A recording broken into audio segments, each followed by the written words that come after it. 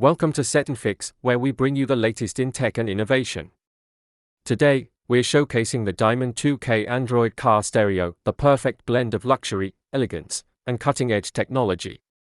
With its big, vibrant display, you'll enjoy crystal-clear visuals for all your navigation, media, and entertainment needs. Whether you're cruising or parked, the experience is nothing short of stunning. The Diamond 2K Android car stereo comes in a richly designed box, with key details clearly displayed on the front, making it a standout right from the start. Without further delay, let's dive into the unboxing. As we open the box, we can see everything is well secured and packed to ensure safe delivery. First up, we have the Diamond 2K Android head unit, ready to transform your car's entertainment system. Next, we have the wire connectors, including audio and video cables, along with the GPS antenna and USB cables to keep everything connected. You'll also find the external microphone for clear voice interaction, as well as the user manual and installation instructions to guide you through the setup process. Looking further, we have the universal brackets designed for easy installation, and to top it all off, there's an additional frame included to give you that perfect fit. These are all the items contained in the box. I'll go through each one in more detail shortly, so stay tuned.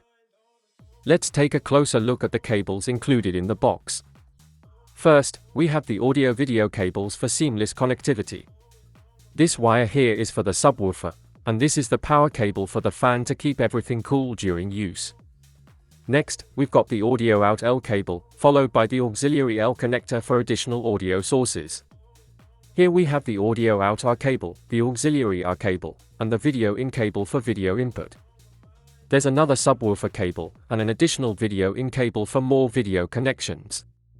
This one here connects to the external MIC for crystal clear voice commands, and finally, we have the video out cable for sending video signals to external screens.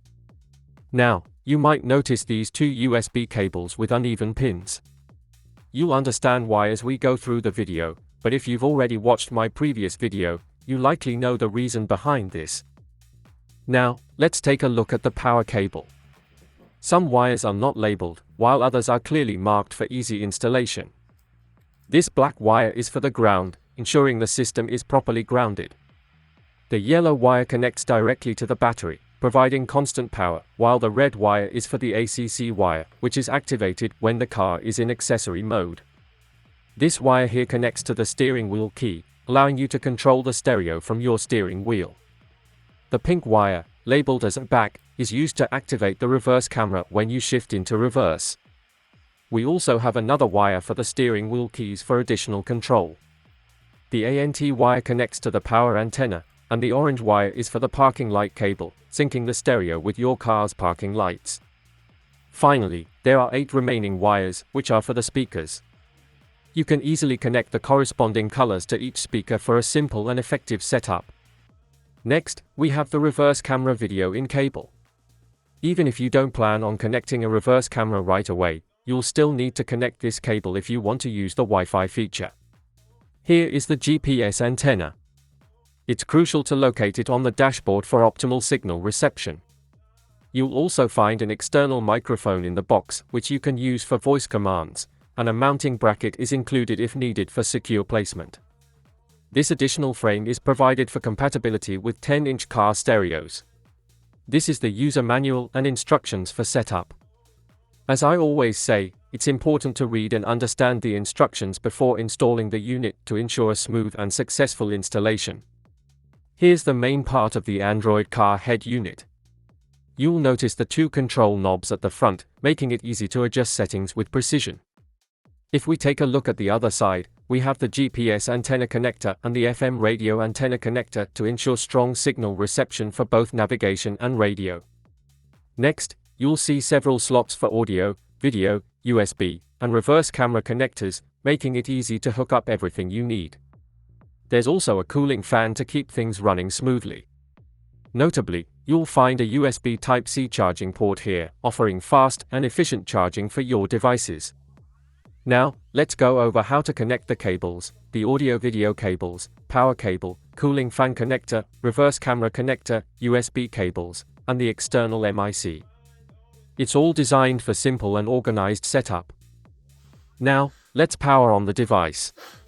First, connect both the battery and accessory wires, ensuring the 12-volt power is supplied, and the black wire is grounded. Once everything is set up, we'll skip the boot up time.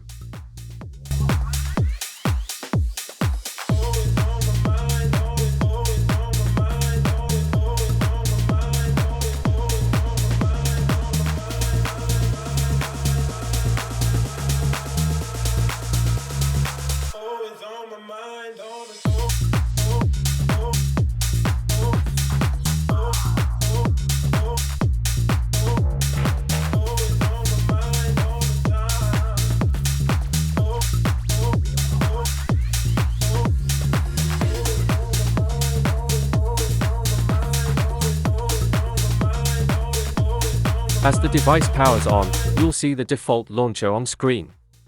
At the bottom, there are touch buttons for easy access to the menu, audio settings, and power. There's also a knob for volume control and another to navigate back and forward. You'll find a range of apps like Chrome, FM radio, music, Bluetooth, and car settings. Additional options include YouTube, GPS settings, DAB+, Google, fan control, and Link for linking with your mobile phone. When you head into settings, you'll notice the storage capacity of the device, 64 GB, along with a breakdown of storage usage. In the car settings section, you can adjust preferences under General, Display, Sound, Factory, and Device Info settings. Let's start with the general settings. Here, you'll find options like radio region, rear mirror, and auxiliary mirror for a second camera. There's also front mirror, WFC type for steering wheel keys, and SWC settings. You can adjust shortcut touch, enable illumination detect, which detects whether the parking lights are on or off, and even enable video playback while driving, which is a safety feature. Other important options include dynamic reversing lines, the ability to turn reverse lines on or off, autoplay music, USB tethering, and settings like turning on the front camera after reversing or after ACC. Moving on to display settings, these are pretty self-explanatory, so we won't go into detail here. Under sound settings, you can adjust media volume while reversing and navigation volume to ensure you get the best audio experience. Now, let's check device information.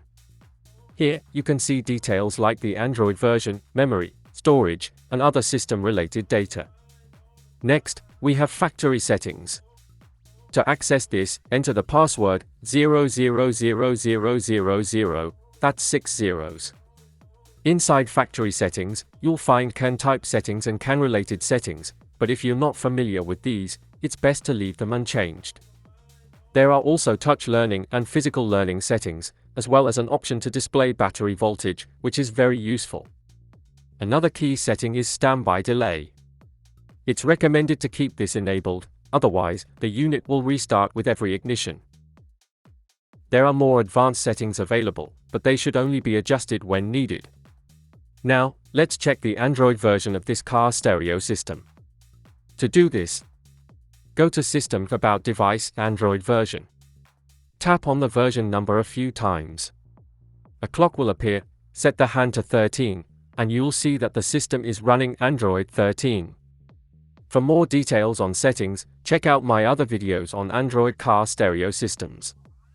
This Android FM radio app functions the same as in my recent video about the 9-inch car stereo system. You can use physical knobs to control volume and switch channels. The system also supports HD video playback. I'll play a video now so you can get an idea of the quality.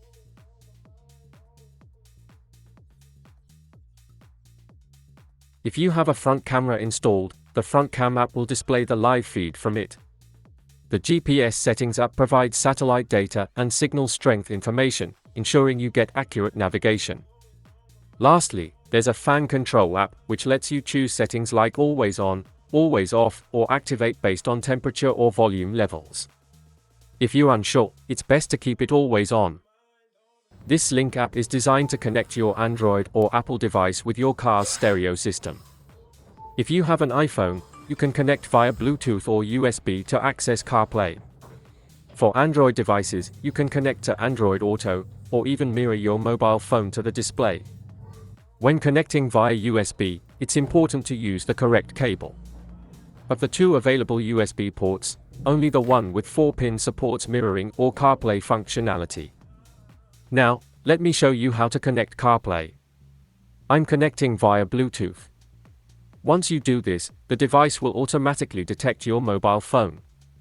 And just like that, CarPlay is available. You can now access all the features under CarPlay and enjoy a seamless, integrated experience.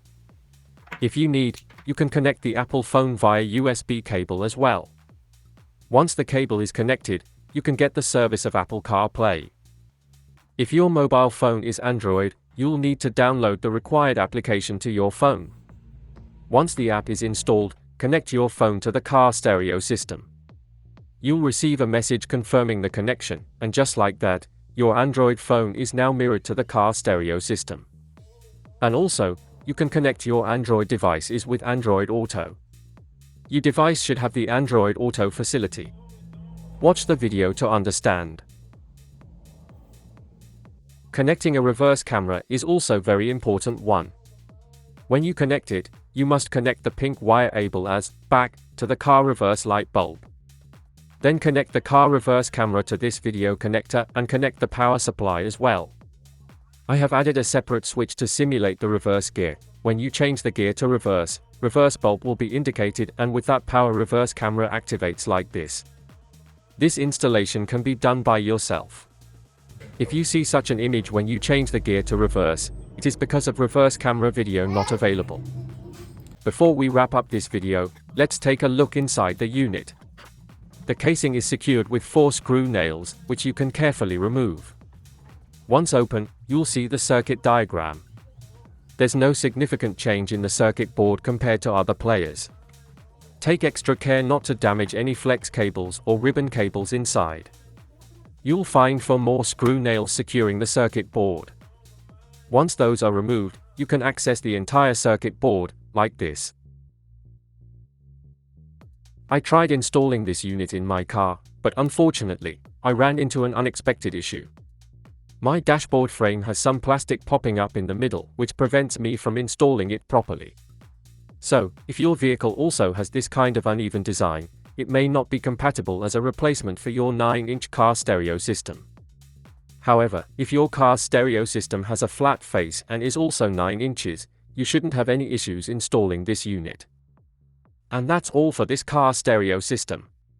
Before we finish up, if you're looking for a unique look or something different, I highly recommend this type of head unit. You can grab one through the link in the description. Don't forget to like, share, and subscribe to my channel. Drop your experiences in the comments, and support me by purchasing a t-shirt. The proceeds help fund new gadgets and experiments for future videos.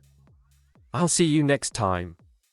Be innovative, stay with SetNFix.